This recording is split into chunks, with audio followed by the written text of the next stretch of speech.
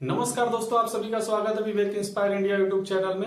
आज हम लोग बहुत ही इंपॉर्टेंट टॉपिक पर चर्चा करने वाले हैं, जिसमें हम लोग आरपीएफ कांस्टेबल का जो एग्जाम शेड्यूल जारी किया गया है 2 मार्च से 20 मार्च के बीच में, उसमें हम लोग कैसे बेहतर प्रदर्शन कर सकते हैं, कैसे 90 मिनट में 120 क्वेश्चन को आसानी से सोल्व कर सके, इन सारे मुद्दों पर हम लोग आज चर्चा करने वाले हैं।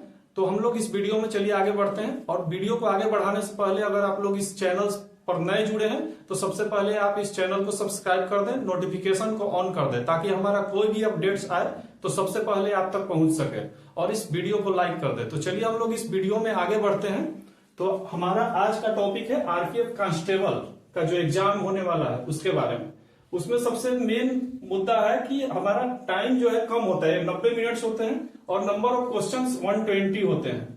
तो आपको 90 मिनट में कैसे 120 क्वेश्चन को सोल्व करना है, सबसे मेन बात यही होता है। तैयारी तो सभी लोगों का होता है, लेकिन जो व्यक्ति 90 मिनट में 120 क्वेश्चन को टच कर लिया, जो उतने क्वेश्चन को सोल्व कर दिया, वही एक बेहतर प्रदर्शन करता है और मेरिट लिस्ट तक अपना स्थान बनाता है। तो चलिए हम लोग देखेंगे कि कौन कौन से सब्जेक्ट्स को हमको पहले सोल्व करना है, किसको लास्ट में सोल्व करना है, कौन से सब्जेक्ट्स पर हमें कितना टाइम देना है, इन सारी चीजों को देखते हैं। तो हमारा 120 क्वेश्चन होता है दोस्तों, जिसको 3 सेक्शन में बांटा हुआ होता है। मैथ जो 35 क्वेश्चन होता है, रीजनिंग इसमें भी 35 क्वेश्चन होते हैं, और जीके जीएस जिसमें साइंस करेंट सारे होते हैं उसमें 50 क्वेश्चन होते हैं।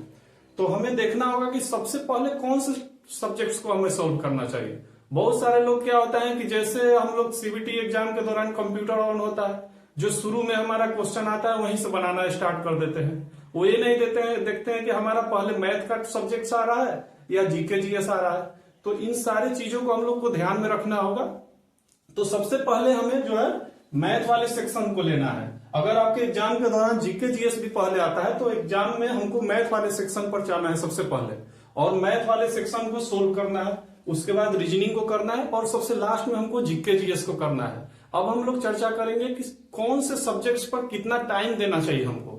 ये नहीं कि हम मैथ पता चला बना रहे हैं, बनाते बनाते हमारा 50 मिनट हो गया, तो 40 मिनट में आप क्या कर पाओगे। 40 मिनट में आप 50, 30, 80, 85 क्वेश्चन थोड़ी ना बना पाओगे। तो इसलिए हमको टाइम का भी ध्यान रखना है। आप जब एग्जाम देने जाओ तो सबसे पहले मेन मकसद हमारा होता है टाइम मैनेजमेंट। अगर आप टाइम मैनेजमेंट ढंग से कर लेते हो तो आप कम समय में अच्छा स्कोर कर पाओगे। तो सबसे पहले हमको क्या देखना है, मैथ। अब देखना है कि हमारा जो 90 मिनट का समय है, इसको हमको कैसे 3 पार्ट में बांटना है, ताकि हमारा लास्ट का एक 5 मिनट 7 मिनट का समय जो है बच जाए, कि हम जो क्वेश्चन थोड़ा बहुत जो कंफ्यूजिंग क्वेश्चन जो हम लोग छोड़े हैं उसको भी सोल्व कर सके। तो हमको 3 पार्ट्स में समय को बांटना है। तो हमारा एक 35 मिनट का समय जो है मैथ के लिए देना है, क्योंकि मैथ हो सकता है कि कुछ कैलकुलेटिव हो, क्योंकि हर क्वेश्चन में आपको कुछ न कुछ कैलकुलेशन करना ही होगा। तो इसमें हम 1 मिनट एक क्वेश्चन को लेकर के चल रहे हैं एवरेज, ताकि कुछ अगर ज्यादा भी कैलकुलेटिव हो तो उसमें जो कम समय लग रहा है वो मैनेज हो जाए। तो हम मैथ में देंगे 35 मिनट। उसके बाद 30 मिनट हम समय जो है रीजनिंग में देंगे, क्योंकि रीजनिंग आपको बहुत सारे क्वेश्चन ऐसे मिलेंगे जो आप बस देखोगे और सोल्व कर दोगे। तो रीजनिंग में हमको 30 मिनट का समय देना है।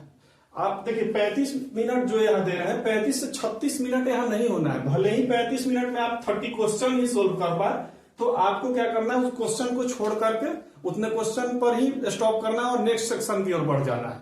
और एक और चीज मैथ के दौरान हम लोग को ध्यान में रखना है कि मान लीजिए कि हम क्वेश्चन को ही सोल्व कर रहे हैं, उस क्वेश्चन को सोल्व किए, फर्स्ट अटेम्प्ट दिए, उस अटेम्प्ट में हमारा सोल्व नहीं हुआ, तो हम क्या करते हैं कि फिर से उसी क्वेश्चन में लग जाते हैं। वैसा नहीं करना है। आपको लगेगा कि हम ये क्वेश्चन को बना सकते हैं, लेकिन नहीं करना, क्योंकि वो बहुत एग्जामिनर जो है उसी व्यू से उसको सेट करता है कि आप जो है उस पर टाइम दो।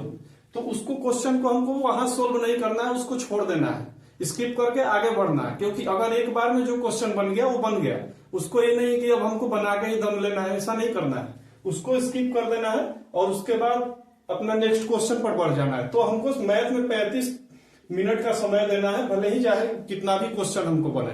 35 में 35 बन जाए तो बहुत अच्छा है, 30 बने उतना ही पर छोड़ देना, जितना बने उतने पर छोड़ देना है। उसके बाद हमको रीजनिंग वाले टॉपिक पर आना है। रीजनिंग में क्या करना है कि हमको 30 मिनट से 1 मिनट भी ज्यादा समय नहीं देना है, क्योंकि टाइम यहाँ जो है ना बहुत इंपॉर्टेंट है। अगर आप एक क्वेश्चन पर अगर आप 2-3 मिनट लगा दे रहे हो तो आप समझो कि वहीं आप रिजेक्टेड लिस्ट में जा रहे हो। तो सबसे पहले रीजनिंग को हमको देखना है। रीजनिंग में दूसरे नंबर पर 30 मिनट का समय देना है। उसके बाद हमारा जीके जीएस वाला जो पोर्शन है, 50 क्वेश्चन को 20 मिनट में ही सोल्व करना है। 20 मिनट से ज्यादा समय नहीं देना है, क्योंकि जीके जीएस ऐसा पोर्शन होता है कि आपको आता है तो आपको एक नजर में ही पता चल जाएगा कि इसका आंसर ये होगा।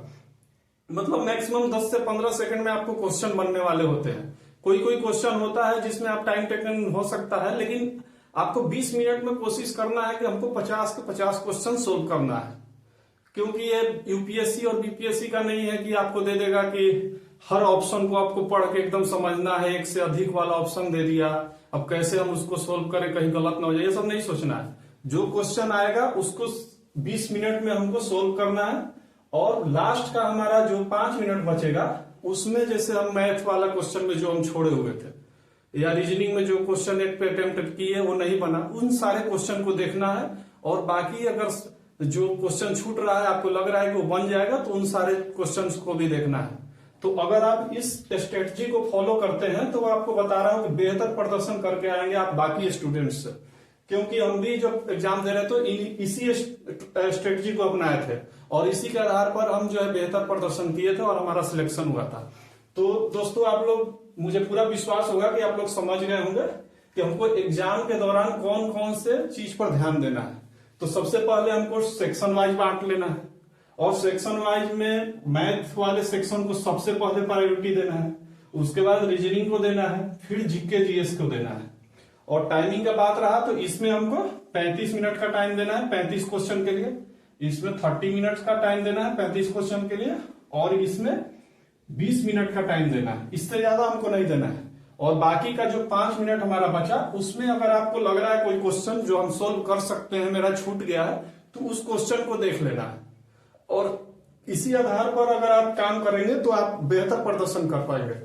तो चलिए दोस्तों, हमें पूरा उम्मीद है कि आप लोग इन सारे टॉपिक्स को अच्छे से समझ गए होंगे, और हमें पूरा विश्वास है कि आप इस स्ट्रेटजी को फॉलो करके आप बेहतर प्रदर्शन करेंगे।